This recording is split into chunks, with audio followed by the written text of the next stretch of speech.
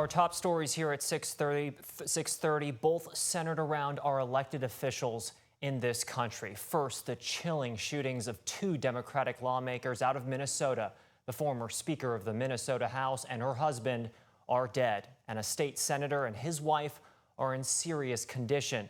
Minnesota Governor Tim Walz is calling the shootings targeted political attacks as authorities search for the gunman.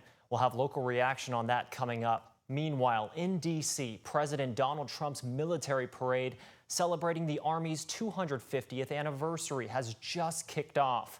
Also, on Trump's 79th birthday.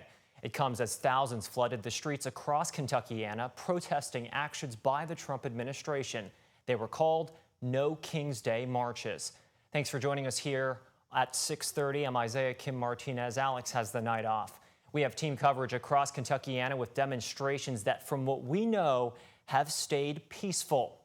WHAS11's Clarice Shaley is live in the Highlands, where the We the People protest just wrapped up. In southern Indiana, the No King's Day march began early. We'll have coverage from Courthouse Plaza. But we begin tonight with Alexandra Goldberg and senior photojournalist Alyssa Newton live downtown, where people marched for hours. Alexandra, this is one of the larger protests we've seen downtown in years. It appears people's frustrations went beyond immigration raids. Isaiah, right. If you were to look at a group of protesters and their signs, let's say 20 of them, all 20 of those signs would have a different message. We saw themes along the lines of immigration and deportation, as you mentioned, themes of democracy and the Constitution, LGBTQ rights and women's rights. But despite the message, people just wanted to be heard. This is what democracy looks like. Louisville showed up today. This is what democracy looks like. We didn't want a king. We didn't want a dictator. This is what democracy looks like. About 4,000 protesters in downtown Louisville have made their message clear. Donald Trump has got to go. We shouldn't let fascism grow like this. Trump is going to take our country over with his authoritarian ways, and we have got to fight for our democracy. Louisville joined in lockstep with 2,000 cities across America for a No Kings protest in opposition to Trump administration policies. We're immigrants, you know, we have to stand up for what's right. We cannot let our brothers and sisters get kidnapped. I'm a teacher, and I'm here to stand with kids and my students that are immigrants and that overall are not being respected by our current president. Many demonstrating against nationwide immigration raids. This country is built on immigrants, and you should be proud of your heritage, but you should also be proud to be an American. This right here is what being American is about. No peace, no justice, no peace. Their chants filling Jefferson Square Park with their demands.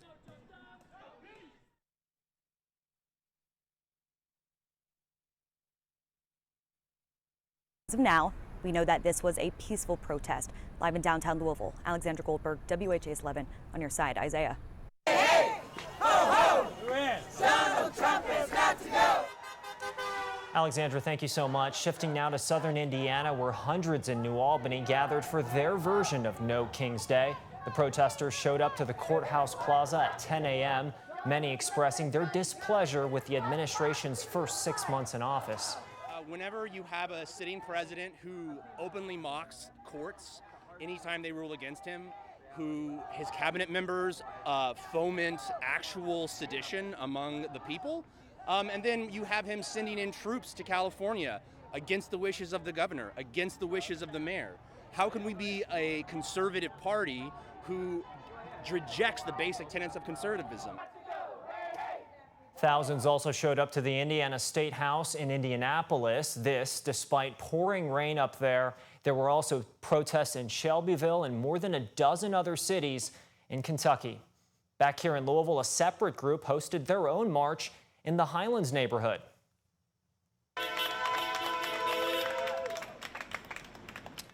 Crowds came together there at Mid-City Mall. You see them marching along the sidewalks and parking lot.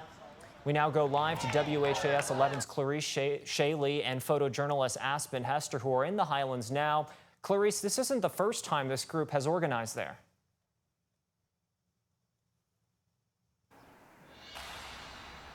Right, Isaiah. This is the third protest since March, and all against actions taken by the Trump administration. Now, it's a normal Saturday evening here now, but there were several dozens of people who showed up along this popular business strip, and everyone from the elderly to even kids in strollers. Now, I did talk to a man who acknowledged the Highlands is a neighborhood where they generally get a lot of support for these kinds of demonstrations, and he's challenging folks to expand to other areas in the county.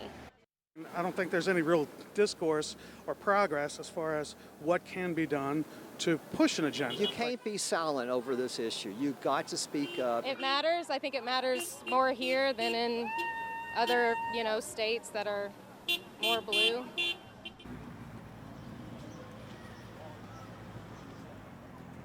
Now, people tell me they're concerned about Medicaid and proposed cuts nationally. One person did tell me that they don't know if they can do 3 more years with the Trump administration. Now, overall, the demonstration stayed relatively calm as they went from the Mid-City Mall down to the Eastern Parkway intersection and back.